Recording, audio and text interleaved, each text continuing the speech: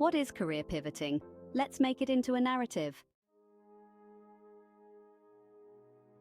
Think of your career like a long road trip. You've got a direction. You've been making decent progress. But lately, the journey has turned sour.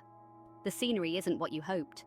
Storm clouds gather overhead, and the road ahead looks treacherous. You try to push on, but it is only getting worse. Floods are gathering ahead. Every mile feels like a battle, and your spirit is starting to break. This is not what you bargained for. Career pivoting is like taking a bold exit ramp. It is saying, okay, this isn't working. If I persist, I'll end up lost. Or worse, it is time to figure out where I really want to go. Can I spend my time and effort elsewhere more profitably? Sometimes that means venturing onto a smaller road, maybe even making a careful U-turn. It might be time-consuming and feel a bit disorienting, but it is necessary to avoid disaster.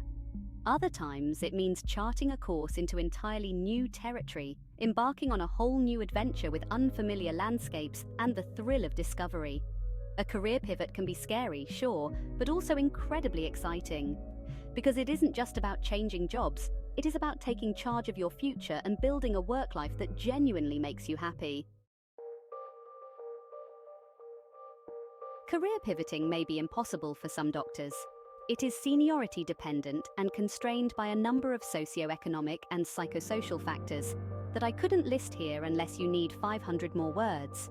It is about how you do that. This article is not a checklist, prescription, or guide on how to do it. I am no life coach for doctors. The ideas here have been worked on for several weeks. It isn't one size fits all, and it is not meant to work for any one person or everybody. Case scenario. Dr. M closed her eyes, feeling the sting of tears she desperately held back. Another 14-hour shift in the overpacked A&E was finally over, but the relentless thrum of exhaustion still pounded in her skull. It wasn't the long hours alone that shredded her nerves, though those would test a saint. It was the constant feeling of not being enough. Too many patients, never enough beds.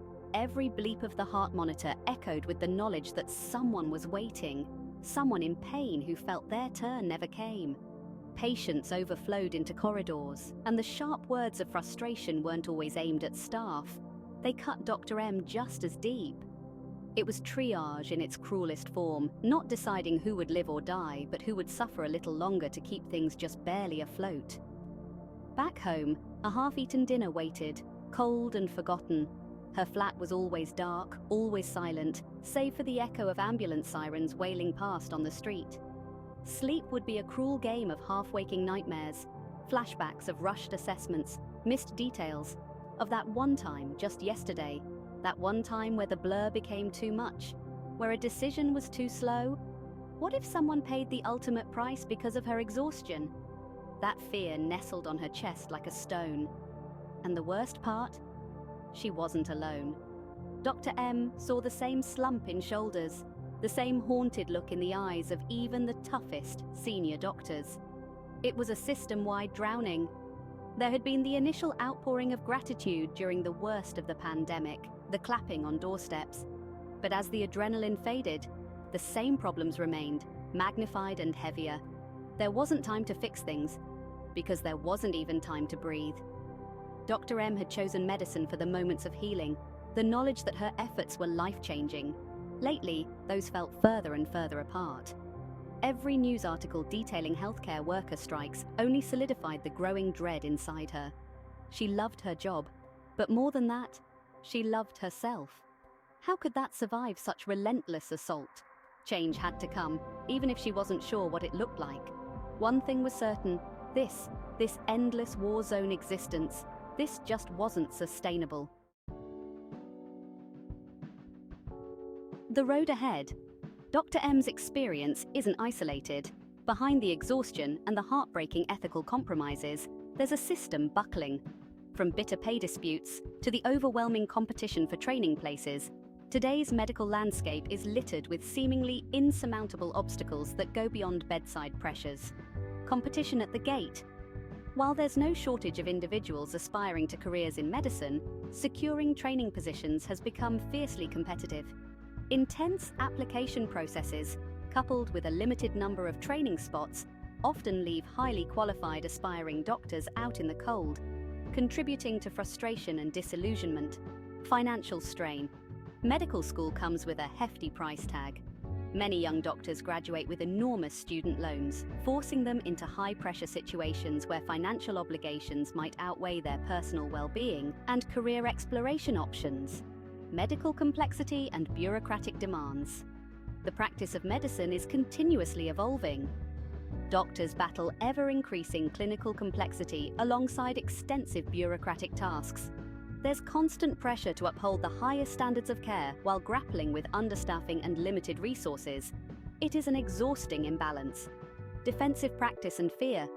An increasing fear of litigation and a heightened concern over errors, often rooted in systemic failures, contributes to a culture of defensive practice. This practice often focuses on minimizing legal risk, rather than on what might be clinically ideal, ultimately compromising care and adding further frustration for doctors. Multiple nationwide systemic failures deepen the sense of disillusionment for UK doctors, forcing them into impossible situations and never-ending dilemmas. The risk is in becoming frozen or comfortably numb. Closure.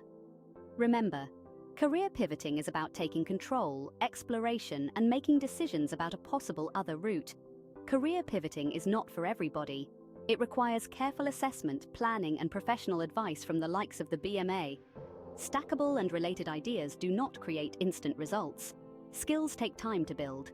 This is about creating a viable exit ramp over months, not magically making an ideal job appear next week.